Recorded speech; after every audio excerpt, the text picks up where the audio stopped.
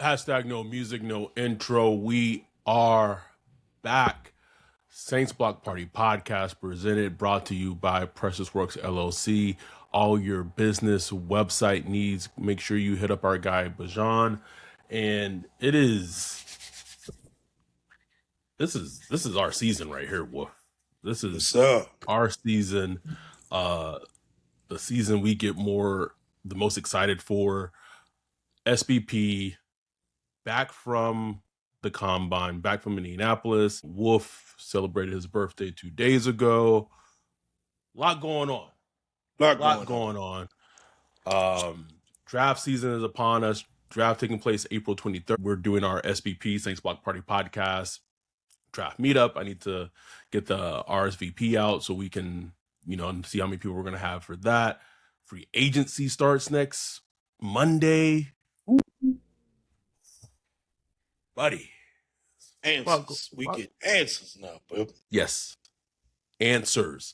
So we wanted to, we haven't done a live stream in a while. Been about thinking like 2 weeks because previously last week I was in Indianapolis. We weren't going to try to do a live stream with hotel Wi-Fi. It was like a miracle that I was able to get everything uploaded with what we had. So we're excellent back. Job. You and Jake killed it, bro. Killed it. Great content. Appreciate it. If y'all don't follow us on Saints Block Pod on X and Instagram and all that stuff. Tons of combine content.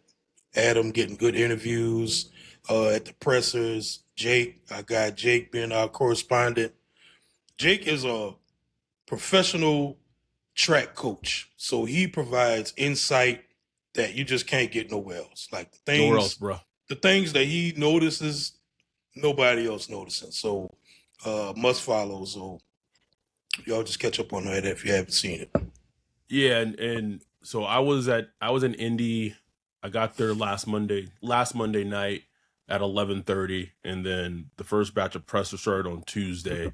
So I was in Indy from Monday night, and I left Friday afternoon. So at least I was able to speak to Juice and wide receivers, because the wide receivers and spoke on Friday, and then Jake was able to stay the day after. So there's even more content that I haven't even edited yet. I think you got some quotes from the quarterbacks, like Garrett Nussmeier, from the offensive linemen. So there's still content like coming. So it was a very busy but good week for us in Indy and our brand. So I think we should start.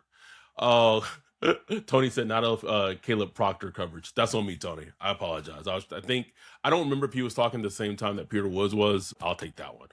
But being that we're talking about this community, we did want to first I'm just gonna let the video speak for itself. If you're watching this on YouTube, please make sure you like and subscribe. If you're listening to the audio version of this, I apologize, you're gonna miss out in terms of the promo video, but shout out to Wolf for creating a great promo video for our Patreon, to promote our Patreon, patreon.com/SaintsBlockParty. We're going to play the video and then talk about the updates that are coming to SBP right after we're done playing the promo.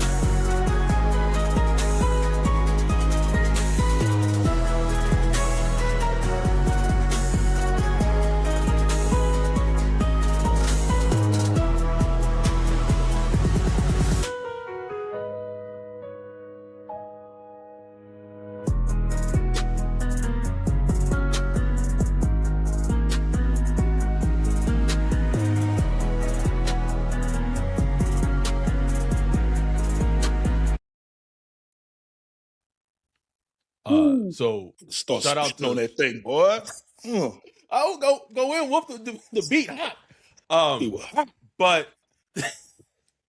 all that to say, if you're already a Patreon, we appreciate y'all. But there are changes coming to our Patreon. So those changes will be starting like today after this episode. The base entry to our Patreon will be $3 per month. We've been doing this for a long time. We've kept it. We try to keep it, $1 a month. If you are currently a Patreon at the $1 a month level, you're grandfathered in. There's nothing changes, no changes happen to your membership, nothing like that. When your membership, if you're on the month plan or if you're on the yearly plan, once that expires, then to re-up your Patreon, that's going to be $3 a month to start. Or if you do the year, I believe that's, my math is correct, like $36, $37 for to get the full year. And then if you are a new Patreon, if you never subscribed before and become a new Patreon, that base amount is going to start at $3 a month. The things that, and kind of everything that we do, speaking about going to the combine, the meetups, all that, like I've said on this podcast before, like this is coming out of like our own pockets, or, what have you. So, and honestly, like we provide fantastic coverage. And so, just hard in these streets. And so we felt like that's a good place to start. If you want to be a YouTube member, that YouTube member starts at $4.99 a month. So just wanted to get that out there in regards to the updates regarding our Patreon membership. And it's not, it's not like just charity, $3 a month, just giving charity. You get something for it. You get, episodes without ads. I know some people hate ads and commercials. No ads. You get fresh my commercials. Fresh whole episodes with no ads. We do like prospect of the weeks. We do just kind of bonus episodes. We do like stuff that Adam is hearing that he doesn't want to put out there in the streets. We do episodes that only like Patreons and YouTube members could get. They get access to that, and you get access to the Discord, the Saints Block Party Discord, that's popping 24/7 anytime. Always. Like if you don't even want to talk about football, they got all kind of politics, history, cooking. What? In this climate? Yes. Stuff, stuff that's not really safe for work. They got all that stuff, all of it. So like you get to join the Discord, and you get to come to the meetups, the big, annual meetup we do every year, the draft meetup. We do a bunch of little mini meetups. Like Adam might hook up with some folks out in LA or all kind of stuff, man. So like it is so worth the $3. And there's some other levels above $3 if you want to feel generous. So we just really appreciate any contribution or support that you give us, and you get something real beneficial in return for your support. Well said.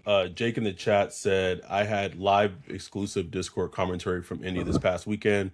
Sure did. Like the audio messages that Jake was sending, you're not going to find or hear anywhere else. I was trying to download them shits. I was like, man, download this. Our dude Dante said the Discord coverage access is priceless. You having a bad day, log in the Discord and I'll promise it'll change. Yes. And one quick thing. Go ahead. Shout out to everybody that contributed their little testimonials. Those were real quotes, not fake AI generated quotes. Those real quotes from real people, longtime supporters from us. So any of y'all that just go check out that video that we just played, a lot of those, those are people that find real value in being a part of our community. Absolutely. Kevin, the new main chat terrorist, said there's the networking that happens in the Discord. Yes. And then Jake said, I'll try and get the quotes into an article this weekend. So that's some, like, I'm telling you y'all. Shout out to our dude Bayou, $10 super chat, said, we in this bitch. Love y'all, man. Love you, Bayou. Love y'all too. Want to get earlier to someone asked, Flavor Divius, did you talk to Jacoby Lane? He sounds like Steve Urkel. Did I drop that? I did not talk to Jacoby Lane because Makai Lemon and Jacoby Lane were talking at the same time at podiums, literally like right next to each other.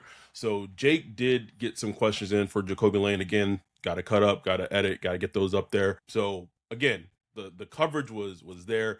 So let's talk about the combine. Let's talk about the combine as a whole. It was an interest, like, so this is, in case you don't know, this is my second year going to the combine. Last year was my first. Did not get to carouse the Indianapolis downtown nightlife, meaning like going to all the spots that the executives and head coaches and GMs, like I did last year. I don't know what it was. I don't know if it was like the 3-hour time difference, like affected, bro. Like I was passing out around like 9:30, 10, bro. I was just done.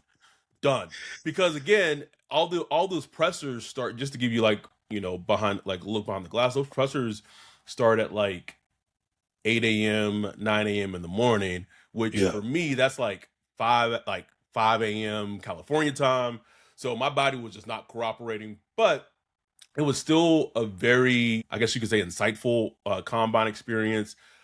And we could talk about like the workouts, what have you, but what's your, I guess, biggest takeaway? We'll start with the workouts, but like your biggest takeaway after all the workouts and everything that's been done, and everything's kind of done, and we're just waiting for the draft. Now it's just pro days and what have you going forward. Oh, what was fascinating to me was just so many of the quote unquote top people actually got on the field. They worked out, they ran, they did it. I love seeing it, bro. I just love seeing it. I know, from a monetary standpoint, it might not make sense and all that stuff, but I just love to see guys that go out there and compete, bro. Like, like Jeremiah Love had me hyped, bro. Like just the fact that he went out there as number one running back in the class. Did everything and more. Oh, we want you to try some wide receiver routes. He in there, out there just putting it all on the line. I just love that, bro. Like that's that to me, like that just gets you extra points, bro. I'm sorry. It just does. And if you don't think that doesn't give you extra points in front office execs and head coaches execs, like I don't know what to tell you. Like you haven't been watching football long enough. Especially head coaches. Yes. It was,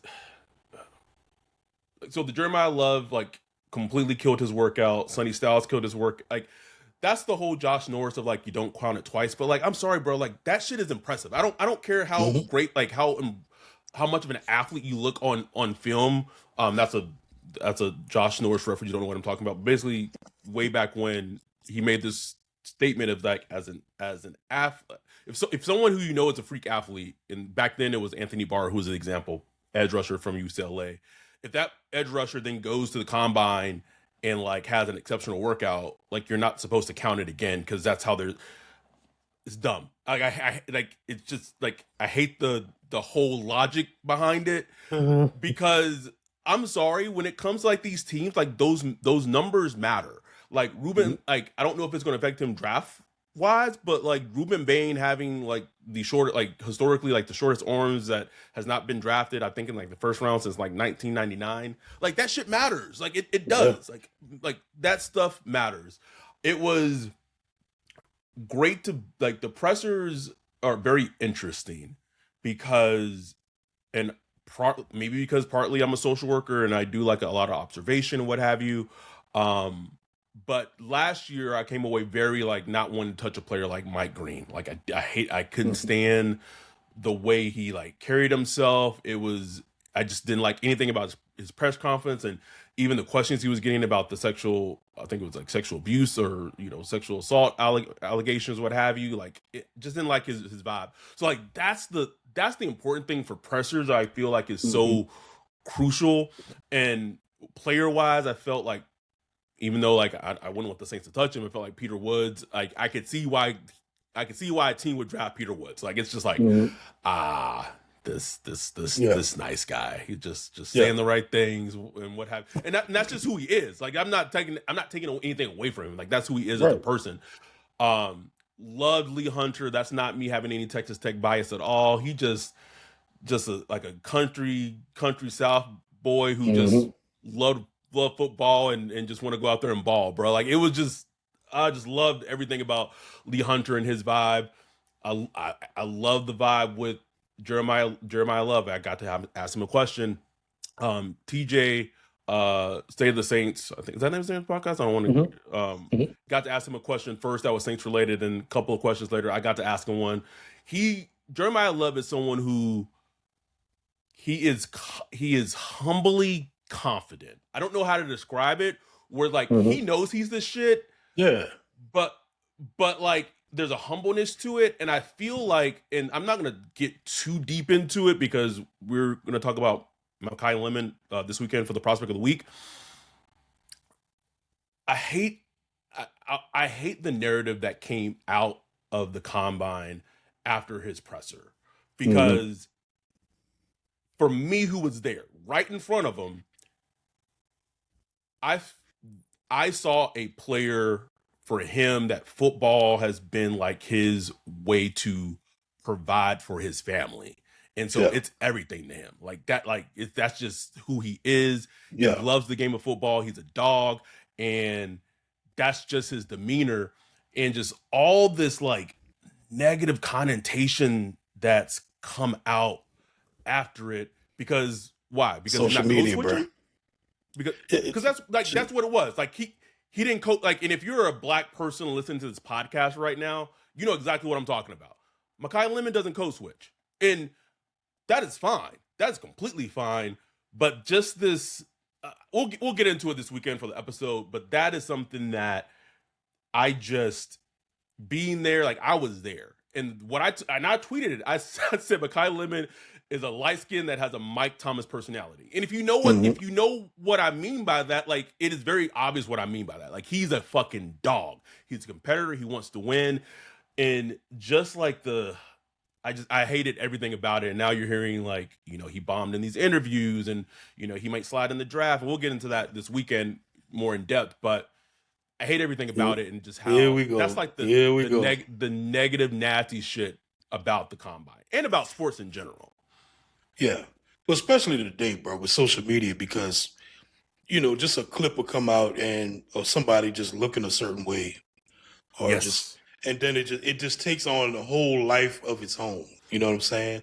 And I just was just struck by just everything about it, bro. Just like, even with the short arms thing, like, even though it's important, like with Bane and all that stuff, but it just was wild to me. It was like, man, this dude, like, been dominant for years, just playing his ass off, just light it up. Just played a couple of weeks ago in the championship national game. championship.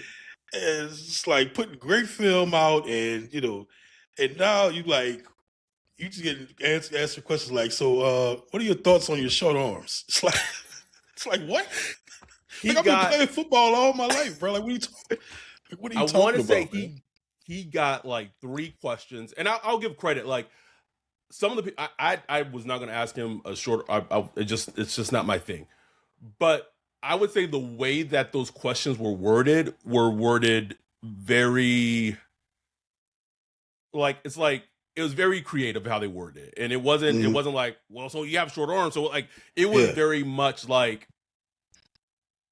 those questions were thought about, but yet still addressing the topic, which I think is good, reporting, journalism, media, whatever you want to have it. And it was interesting and I don't I take him at his word. I don't know if he was being honest when he said this, or maybe he wasn't, but he said that teams, when you're talking to teams, like it hasn't been an issue to teams. Like it's like because they know his measurements and all that stuff already. Like that stuff has been out there forever. They know what, either they like it or they don't. Like either you're gonna be cool with it or you're not. And it's like it's just one of those things. And the tape is the tape. But it just was just fascinating to be like how people, just some players have these, big successful careers in college, and then just like that, once it like flips to like draft coverage, they just getting cooked online. They get cooked on Twitter. You got memes coming out. It's like, that's just wild to me. Like, imagine being one of those players, and these players are young, so they're on social media. They see all this. It's not like they just turn it off and don't. They see all of that stuff, bro. It just makes me think about, damn, like the mental health aspect of it. We just had not to get dark, but we just had another player commit, take himself out a couple of weeks ago. It's just crazy, but, and look, I partake in the jokes and the cooking of players all the time. Like, you listen to Saints Block Party podcast, you already know. So, but it's one of them things I just think about, especially with these young guys. All of them young guys is trying to get to the league and live out their dreams, bro. Yeah, like even just touching on the limit thing real quick, you know, it's become like our second most watched clip on TikTok. I think it has like 21K views, and then even in terms of like YouTube, like a YouTube short, it has like 4K views. And I've had to go in and like literally remove comments because there are a lot of comments that like came out and just basically saying like, "Oh, he's on drugs." Oh my god! I'm like, what the fuck are you talking about? Like, what are you talking about?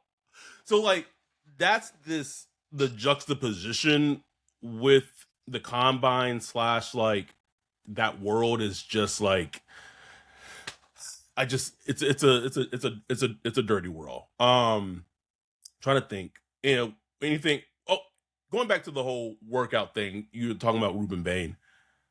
I will say that we talk about all the prospects, all like the top tier prospects that went out and worked out. It looks different when you have like David Bailey going out there, right? And he just out out there doing everything, bro. Everything. And then Ruben Bain went to his pro day, like Ava Reese out there doing everything. You know, Cornell Tate, he ran the 40, but he didn't do the drills, right? Cornell Tate. Yeah. No, he ran the 40. So I guess we should like have a small aside for Cornell Tate. Does the 4.5, I think it was 4.54 or whatever?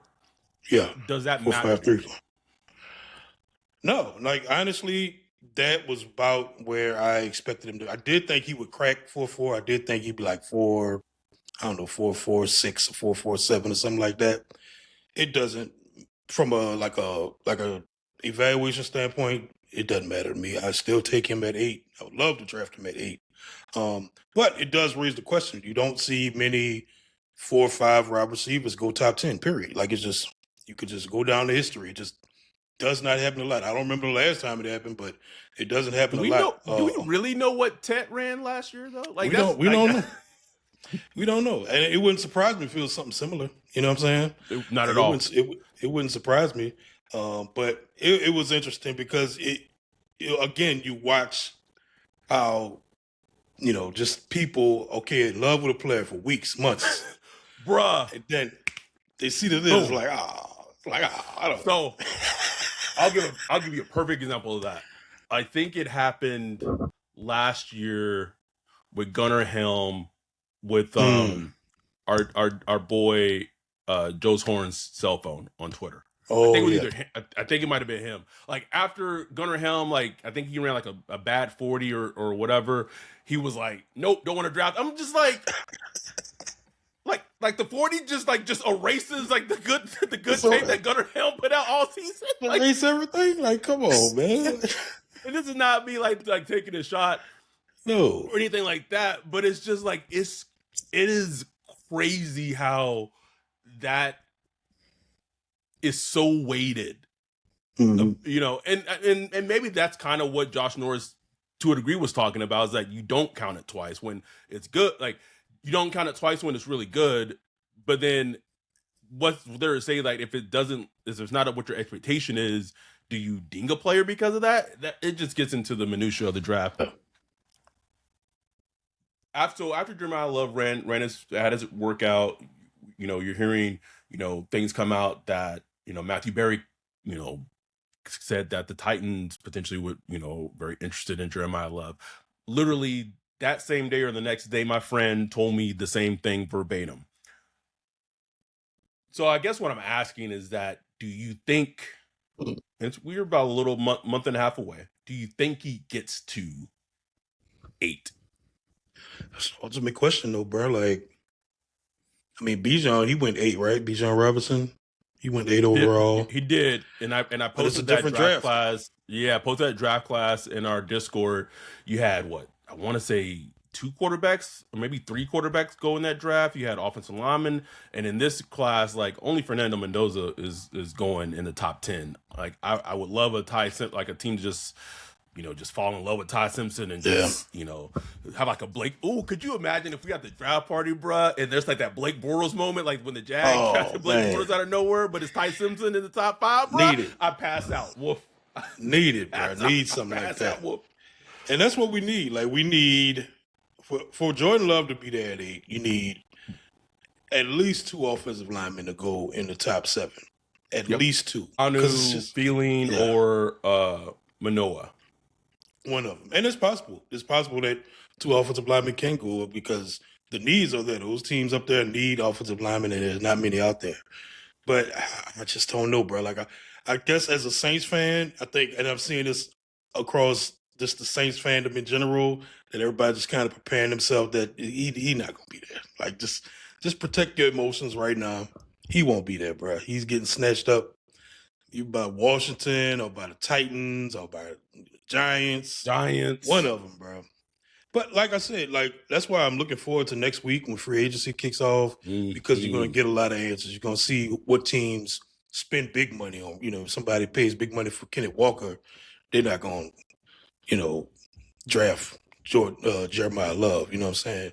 So it's going to be interesting just to see how all these little puzzle pieces come together over the next couple of weeks.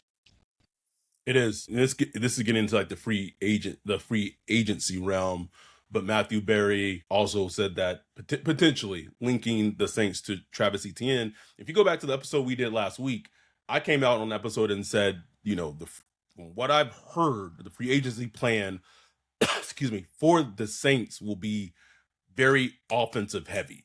Guards, running backs, tight ends, wide receivers. Not saying that they're going to be able to get all of those positions, but that's where the focus is. And so, like, it doesn't shock me to hear maybe they're interested in Travis Etienne. I can kind of, we said this on a Prospect of the Week episode, but there was seems like there was at some point some mutual interest brewing between the Saints and Breece Hall. The Jets done tagged him. He ain't leaving New York. So they want to address this running back position. Yeah. When we do the Prospect of the Week episode with talking about Mekhi Lemon this weekend, I'm going to give the current cloud in terms of the players that the Saints are most interested in. That's going to be Patreon only. Even when we release it to the general public, I'm going to be editing that out. That is strictly going to be a Patreon only or YouTube only, like hearing, listening, watching experience. So it is just going to be fascinating to see what this team does. But if you told me, this is getting more into free agency, if the Saints come away with a running back and a tight end in free agency and maybe like a guard, I would say that's a well done free agent haul, depending on who the players are. Yeah, absolutely, man. It's gonna be interesting, bro. But and the thing about the combine is a lot of those conversations happen with teams. We started to see like a lot of moves happening in the last couple of days, just moves happening off the combine, trades going down. Texans trading for Montgomery, and they trading offensive linemen, and Kyler Murray, he's about to get released in a couple of days. Boy, it's about to be hot on these streets, boy. I love it. I just want chaos, bro. I just want some crazy shit to happen. And then the Saints got a little cap space too. The last time I asked for chaos in free agency, they traded Jimmy Graham and Kenny Stills, and now like I'm so emotionally detached, bro. Don't even care, bro. No. I do wonder about Alvin Kamara, bro. Like I wonder, do they look at the Alvin Kamara and they're like, okay, it's $11.5 million. One of the highest paid running backs in the league. I just wonder how they look at him. Like, how they look? Do they look at him as like, look, game is the game. We extended him when we extended him. He's more of an asset to us right now than not. So we're just rolling with it. Or do they? I wonder if they secretly want to move on from Alvin Kamara. I just wonder about that.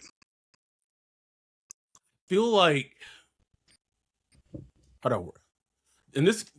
Oh, let's take a pause right there because I was gonna tie this into my Travis Etienne thing and go into there. So let's take a pause. Let's listen and hear from our sponsor, Precious Works LLC, and then we'll be right back after this break. Yo, what up, Wolf? What are you looking at? Man, I'm checking out this website. This site is cheeks, bro. In the 21st century? How do you have a crappy website? Couldn't be me. They need to hit up our guy Bijan with Precious Works. Precious Works offers to not only build you a website that's tailored to you and your customers' needs, but also to continue to manage and maintain it so you can focus on your business. Don't have much time? Precious Works is just what you need. No out-of-the-box stuff like Squarespace or Wix. Precious Works will create a site for you. You won't have to worry about plugin updates, security, or things like that because Precious Works will maintain all of that and be available to you 24/7. Bijan set up Saints Block Party podcast website for us a few years ago and hit it out the park. He also keeps it up to date and helps us anytime we want to add something new like a form or the prospect matching tool that we did for the NFL draft. It's like having your own personal developer just a text or a call away. Precious Works has worked with everyone from small businesses to large firms, so no job is too big or too small. If you're in the need of a website or you currently have one, but you want to upgrade it, give Bijan a holler at Precious Works. You can get with him at Bijan at Precious Works, BIJON at precious.works, or go to precious.works for his website. Make sure to tell him Saints Block Party sent you. We are back. Hold on. Have some.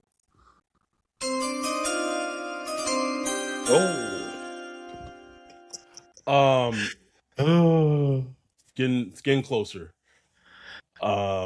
Justin Cash in the chat said, Alec Pierce, come on down. I don't think, I'm very confident that Alec Pierce will be staying in Indianapolis. I don't think Alec Pierce is going anywhere. Shout out to our 45 concurrent viewers. We have 138 views right now. The AK thing is interesting because I was thinking about this earlier in terms of the ETN news or rumor or what have you, is that if the Saints signed Travis Etienne in free agency, I'm not even sure if Jeremiah Love was there at 8 that would stop them from taking Jeremiah Love. Like I wouldn't. I would either. And then then you have three running backs, and then I don't know if they at that point I think AK would be the odd man out. Right. But it's very fascinating. You would be paying ATN, what, 9-10 million a year, something like that. And Kamara 11.5 a year. And you draft a running back in the first round. It's like, what? What is happening? Yeah. I think we know how that plays out. But it will be. I'll say this, and we're getting more into our free agency, and I'll put the graphic up because we did a thought exercise experiment in terms of each one of us addressing free agency. But I will say one player I just want them to stay away from in free agency at the running back position is Kenneth Walker. You don't want him, man. I don't want him. Wolf. I'm not taking anything away from his run he had, but he is such a high variance player. Oh, absolutely. There's a reason why until Zach Charbonnet got hurt, Zach Charbonnet was used a lot of the time. Coaches just didn't trust Kenneth Walker. His pass protection and pass blocking isn't that great. He's not he's not a great receiving back. It's nothing against him as a player, but for the price point that he's gonna cost, I'm gonna and as Bayou said, he does get nicked up a lot. He does have an injury history. Greg Cosell put it good. He said he's more a jazz musician than classical pianist. You know what I'm saying? Whereas it's not everything. You could design everything, you could block it up perfectly, but he's not going to run. He's not going to run it as designed. You know what I'm saying? Not every time, at least. Sometimes he will, sometimes he won't. But he's going to dance around. He's going to do all type of stuff. So it just looks more artistic when he's doing it. And it's just it's very high variance, like you said. But he's explosive. He's A juicy. super explosive player. But yeah, I think he's gonna do well. I think he's gonna get some money in free agency. He's not somebody I would, that's from the Saints. He's never was somebody that was kind of high on my list. No, I just feel like, I don't know, man. I just feel like you could find players that would give you as good a production. Like there's a lot of running backs. There's a lot of decent running backs in this free agency, there man. is, bro. There is. So let's start talking about the free agent side of things. I'm sure I share this right. So we did a thought exercise experiment with free agency, essentially starting on Monday, even though that's the opening of the tampering period. A lot of deals will already be done by Monday. So we each had a strategy in terms of free agency. I think I went a little buck wild, like in hindsight, looking at it, but then I really don't care. So on the left, and if you're listening to just the audio version of this, we apologize, but we're sharing a graphic of our free agency strategy for the offseason, not just for next week. So on the left, you have my aggressive rebuild strategy. On the right, it's Ryan's Wolf's roster refinement strategy. So just like highlight what I had said, basically, I would re-sign Cam Jordan. I would trade for the defensive tackle from the Commanders, Deron Payne. I would trade McCoy to either the Raiders or the Bears, because they just had their center Dahlman retire. Extend Fultner, assuming that the Colts bring back Daniel Jones and Alec Pierce. Seeing if I could get Michael Pittman Jr. in a trade for them, and then I left this part out, but I would also extend Chris Olave. We both said we were resign Estime, resign Fultner, and then you said in terms of trades, you're trading Warner, Breesy, and Ruiz. You're cutting Kendrick. We're both cutting Kendrick Miller and Gotcha, and then get him out. Like I need those cuts, like those announcements to hit soon. And then, but for the draft target at 8, they're all the 5 players are the same for us. I know I had only said Jeremiah and Caleb, but you could throw in Jordan Tyson and Mekhi Lemon and Carnell Tate in there for me as well. So that's very and you also said you was gonna sign Ed Ingram. He's not on the graphic, yes, but I did. Yeah, guard Ed Ingram. And the reason I went with Ed Ingram, I think he's gonna, in terms of like the 3 quote unquote big guards, you have David Edwards, Bills guard, you have Zion Johnson, Chargers guard, and you have Ed Ingram, Texans guard, who went to LSU. I think Ed Ingram, one, is going to cost less than both Edwards and Zion Johnson. And then he's still young, which is a plus for him over David Edwards. And then, man, when I read the Zion Johnson scouting report, bruh, like, do you know how many times, like, in this offseason, I've read that this man, as a player, like, he's going to get paid. So I'm not, that he struggles with stunts and stuff like that. And I'm just like, no, bro, we've had enough of that. I know exactly what the fuck that looks like. No, I do not want an offensive lineman. I'm not paying. It's not my money, but like, I don't want my team to pay $17 million for a guard that, one, his career in LA has been up and down. Like last season was his best season, but everyone's still saying like he still stunts with stunts and all. No, ain't no way, bro. Ain't no way. Don't want it. Do not want it. No. And I was pretty much on the same line. I'll go David Edwards. Like my first stab would be David Edwards. Then I'd go for Ed Ingram. I also threw Elijah Vera Tucker in there. Oh, that's a good one. That's a good one.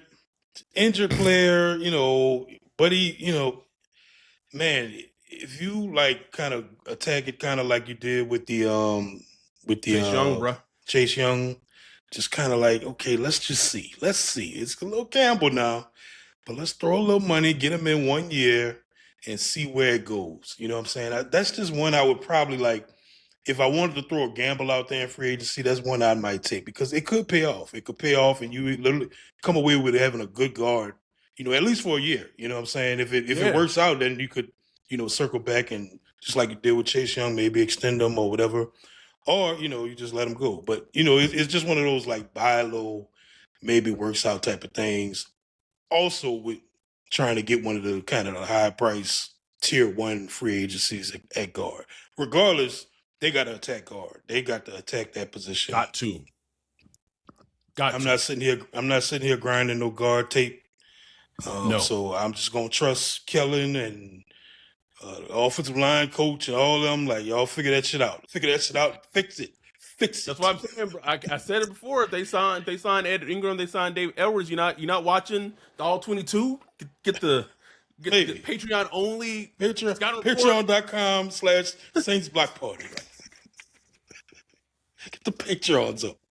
I'll break down some damn guards. The game's the game, brother. So in terms of doing this regarding the legends, it just feels like the Saints are only going to be able to keep one of DeMario Davis and Cam Jordan. In my side of free agency, said that I would bring back Cam Jordan. I let DeMario Davis walk. Partly a reason because of that is, one, I feel like DeMario, like just in terms of what he's going to want, price, salary wise, think he's going to be out of the Saints range, and he's earned that. He's taken some team friendly deals in the past, and this is basically his last big contract he's going to get before the end of his career. So he should be able to dictate whatever he wants to get paid. Secondly, it just feels like I'm ready to see what Stuntsman has at middle linebacker. That's not a knock at DeMario or anything like that, but you drafted this young linebacker last year who's flashed a whole bunch last season in very, very limited snaps, who's a natural Mike linebacker. Let him go on the field and flourish, man. Because the last thing you would want is to have like another Zach Bond situation. Exactly. And that's the thing with DeMario, and it's not a knock against him, but it's like it's either all or nothing with him. Like he's too much of a top dog to kind of have him in the building. You know what I'm saying? Because from a mental standpoint, Stutzman's not going to outseat no damn DeMario. I mean, it's just not going to happen. DeMario knows more about football than damn near anybody on the team. So it's like it's just one of those things where I just like let's move on and let's see what we got. Let's get younger at the position and let's try to grow that position because that's the future.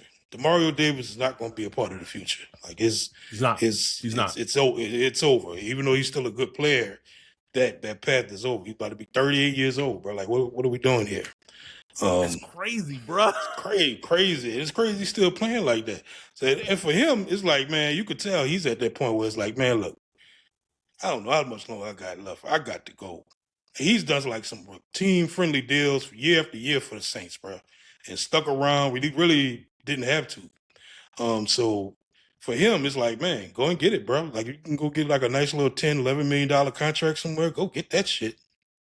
Tony Pauline, and like what he was hearing, had said that he had heard potentially like he might return back to the Jets, and I just added like a line in case people didn't read the whole thing because it was Saints related, and like the feedback I got was like, DeMario's not going back to New York. They suck. He's going to go to a contender. He's going to stay, and I'm like, y'all don't understand how this like really works. Like I'm sure in a perfect world, like he would like to go to a team that's like if he could go to Chicago, who is you could say is like probably a good chance to be a playoff team and what have you, then that would make sense. But the Bears cap situation isn't great. They're trying to trade Trayvon Edmonds.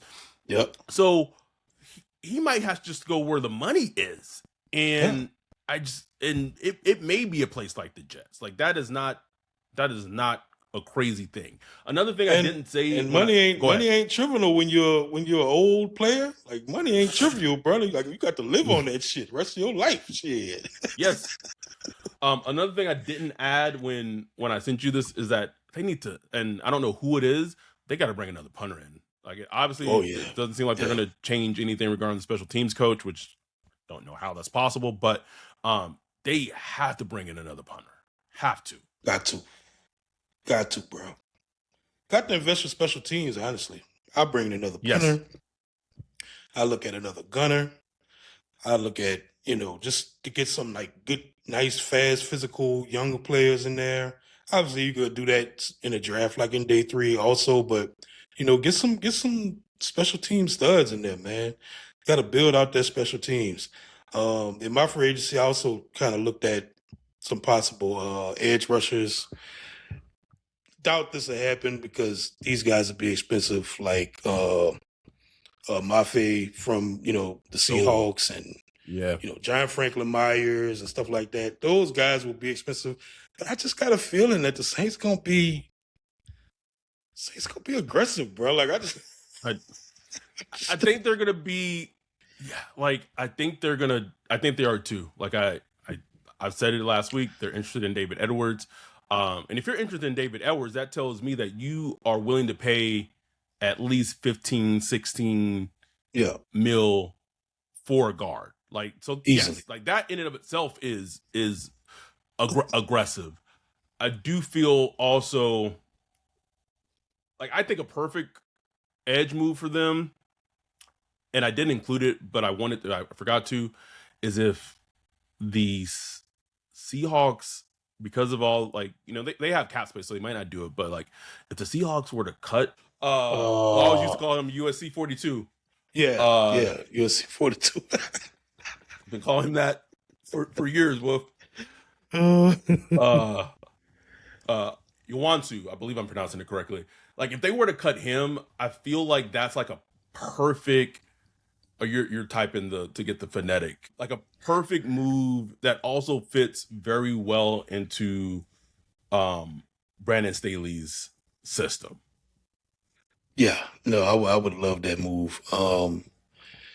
I've been also thinking about linebacker, bro. Like if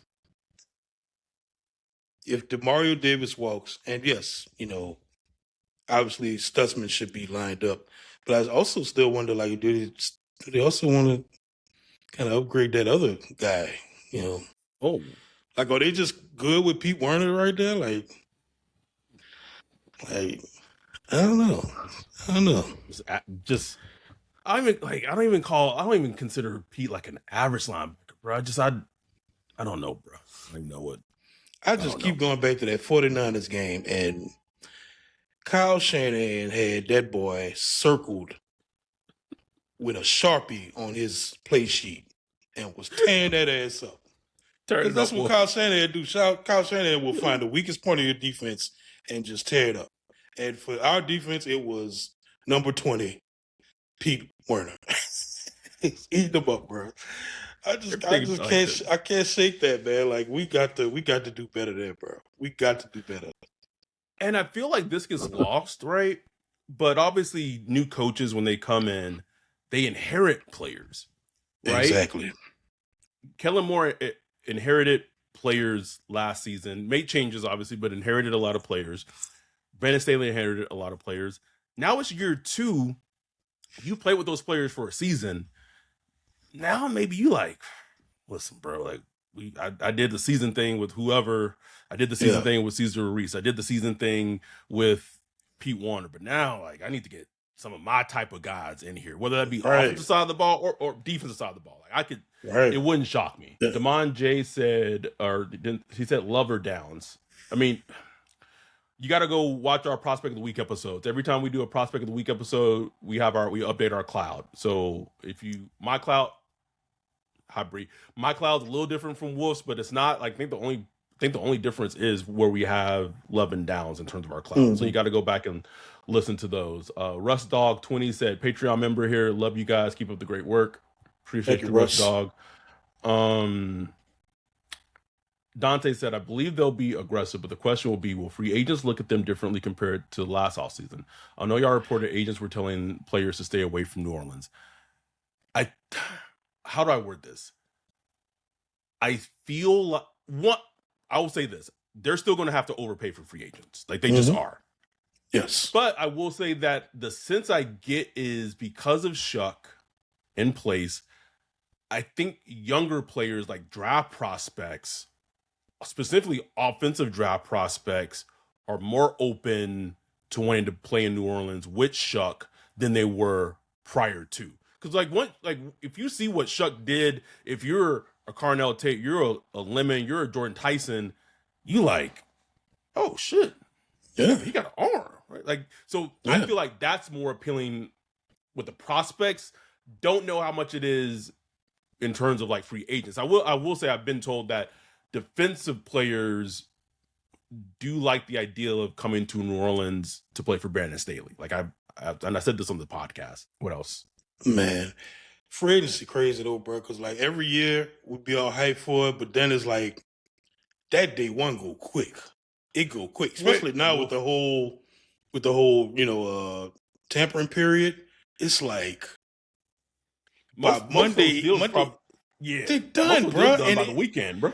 And you looking at like your free agency list, it's like ain't nobody left. It's like it's happened so fast, man. And usually the past couple of years, the Saints have had to do all these kind of restructures, got to wait for this, got to wait to restructure this. So by the time they get to the cap compliant part, that first wave is gone. Now I don't know how they're approaching it this year. I'm assuming they're gonna have all the little restructures that they need to do already done. Probably already done. They're just over the cap by $10 million, which is by $10 million, right? So that's peanuts easy. in the grand scheme of things. Very easy to do. So I assume they're going to be cap compliant before everything gets started. But it's just going to be interesting, bro. Like, because them dudes, man, them free agents, bro, they be ready to sign. They have their places. They ready to go. Yep. It's going to be interesting to see if it's like last year or last couple of years where free agents is just like, man, I ain't going down there. I ain't going. And like even with Shuck, like you just got to look at the reality of it. Even with Shuck, man, this is like you ain't get no primetime games. Like if you a player like a 25, 26-year-old player that's hitting your prime, man, you want to go somewhere. You want to make some money, but you also want to go somewhere and shine and be able to get Pro Bowls, all pros, all pro, first team, second pro, all pro. You want to go there and be seen, man. It's just with the Saints right now. That's not happening. They're still like they're in the rebuild right now. They're in it. They are. One thing we didn't talk about with the graphic, but I put in my side is that I'm assuming Alontae Taylor is like not going to be on the team. Yeah. I'm just assuming that. So for me, in terms of like addressing that hole that there will be at nickel, I had said if I'm them, I'm trying to, call the Colts and see what's happening with Kenny Moore.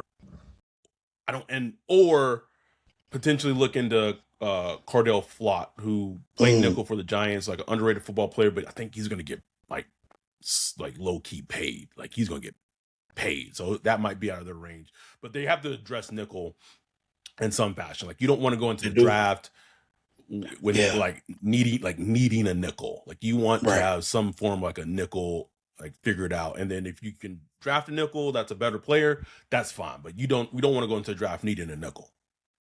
I read somewhere that McDuffie for the Chiefs could be available. I just wonder what he would demand as far as like a trade compensation.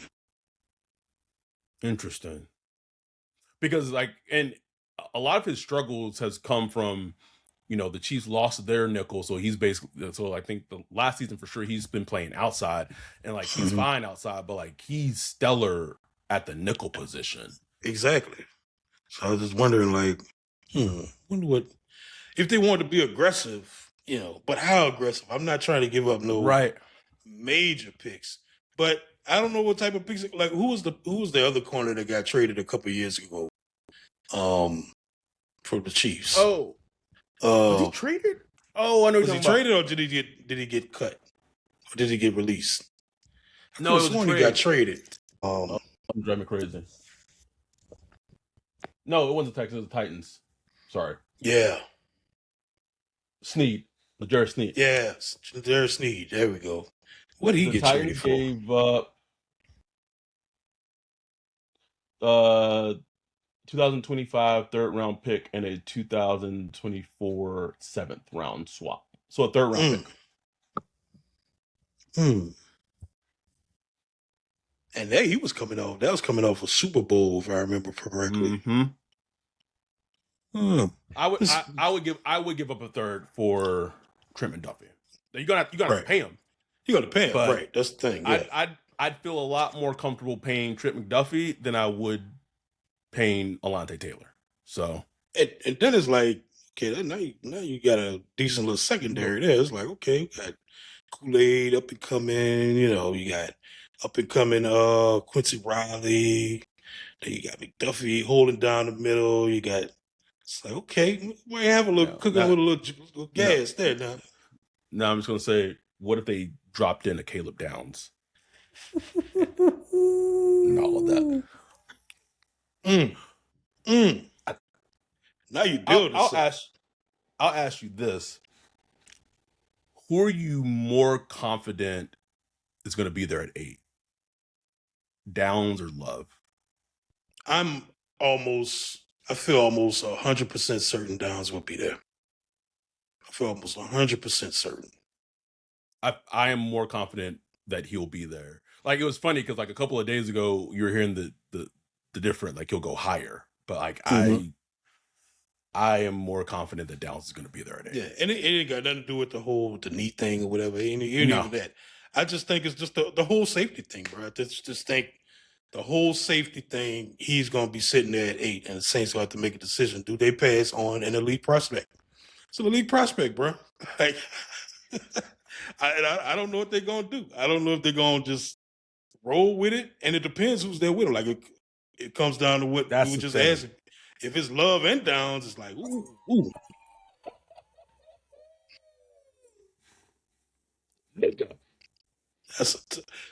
I know what I would do, but it's still a tough decision. Like, if you ask me on a different day, I'll probably give you a different answer. You know what I'm saying? That's a hashtag either way we win situation. I like Saints fuck around and pick somebody, neither of them, bro. They pick fucking Delaney or some shit. Bro, we go on the airline, bro. we are popping up on airline because you couldn't I could see it because it's so like not likely, like as Saints fans we're just used to, especially like I'm more used to like losing embarrassingly in the draft than I am like on game day, like because the draft shit like always like always like, expectation and hopes up and blah blah blah. But if Love and Downs are there at 8, like I'm not gonna say they can't fuck it up because they could, but I don't get the sense that they would. That would be a great problem for them to have. A great problem for them to have. Bro. Can you imagine that shit? Boy, I don't think, man, the football guys ain't that kind, bro. Ain't no way they that kind of us. No. Ain't no way. No. Us? No. Anyway, trying to think. Anything else free agent wise, combine wise? I didn't hit on him, and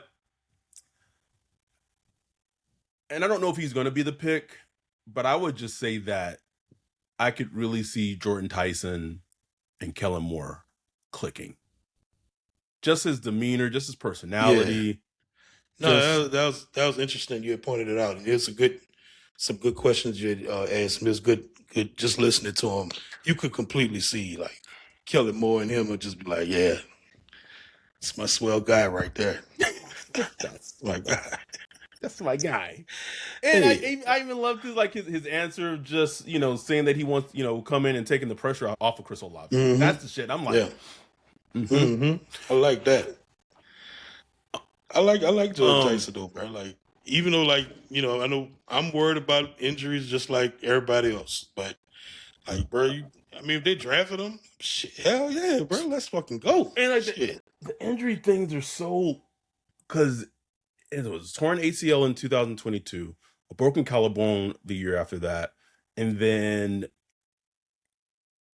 the hamstring thing this past season was he thought it was a cramp in the Texas Tech game. He goes back out there, plays on it, still like a dog in that game, and makes the hamstring injury worse. So it's just, I don't. It's tough. It's one of those things where you could see a path where he gets right. I mean, Saints medical staff. I wish I had like plenty of faith. I wish I could say like, man, if the Saints medical staff just get their hands on him, like if he had some kind of like critical injury, like like something that's like affected his life, like a heart murmur or something like that. Yeah, should be good to go, bro. But like hammies, and like fractures and shit. It's not our specialty, buddy. Hold on, just to inject a little hope in here. We was all annoyed that Chase Young missed all that time at the beginning of the season, this past season. Right. You're right. And he turned around and like, what's wrong with this dude? I'm just saying, I'm just trying to give the people a little hope. That's a good point, man. That's a great point. Because maybe the medical situation and the personnel has changed, and I think it has, since Dennis Allen, because it felt like it was like at an all-time low when Dennis Allen was the head coach, bro. It was ass.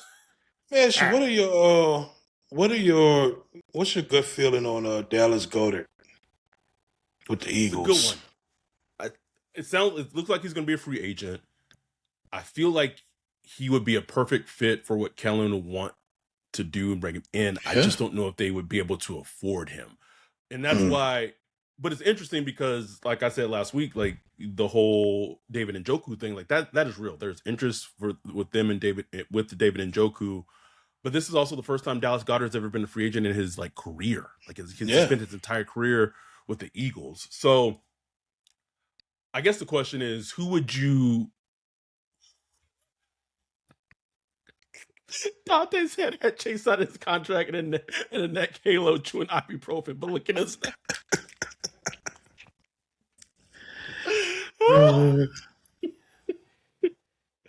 But my question is, which one, like if you could choose between David Njoku and Dallas Goedert, and we don't know what either of them are going to get paid, which one would you choose between? That's easy for me. I'd pay Goedert immediately. I just because he's more consistent. He's a more consistent pass catcher. Don't know how good of a blocker he is. I never really paid attention to that, but from what I understand, he's a solid blocker, like willing blocker or whatever. They're both older players. So I would go Goedert in that situation, but I'm cool with either one. I just can't shake him leaving Philly. I guess it's just because he's been there so long. He stayed last year, took kind of like a pay cut to stay. But, I mean, it could be one of them things where it's like, man, look, if they're not willing to pay me and show me my worth, let me go out there and get it, And he could have like a second, third life career, like Zach Ertz did. Zach Ertz did. Like he could have that same where Zach Ertz still out here playing, bro. Like, damn, he's still playing? Like shit. What's interesting, and we'll wrap up on this thought. What's interesting is that Dallas Goedert had a career year in terms of like touchdowns or what have you. But part of me wonders, with all the noise in Philly and Jalen's inconsistency and just like the offense gets sometimes very lethargic and not that good. Yeah, he might want to go to a team that has like better consistent quarterback play. Like honestly, that's true. That's true. Bayou said, "I wonder if Goedert would give Kellen a slight discount." Absolutely no. No. Get no discounts, bro. None at all. Anyhow, we appreciate y'all. This has been fun episode talking combine, talking free agency, just to give y'all a heads up in terms of our schedule. So this weekend, we're doing the Makai Lemon Prospect of the Week episode. That's going to be Patreon only, YouTube member only for the first 2 weeks, exclusive early release. And then we'll be back next week. It's going to depend on like what happens in free agency. So if the Saints are Saints and some things happen on Monday, we'll be back Monday. If it's a little quiet, what have you, we'll be back maybe Tuesday, Wednesday, or probably at least Tuesday to catch up. But that's going to be our plan for next week. Very, very, very busy week upcoming. I don't know if we have to do any emergency podcast episodes, if some trades are happening, something like that. But make sure y'all keep it here. We got y'all covered. We appreciate y'all. Shout out to our guy, Bayou. Love you, bro. He just gave another $5 super chat. So it's our season right now. It's our season. So we appreciate y'all. We love y'all. We'll be back this weekend and next week with free agency beginning in the NFL. With that, we are out. Peace.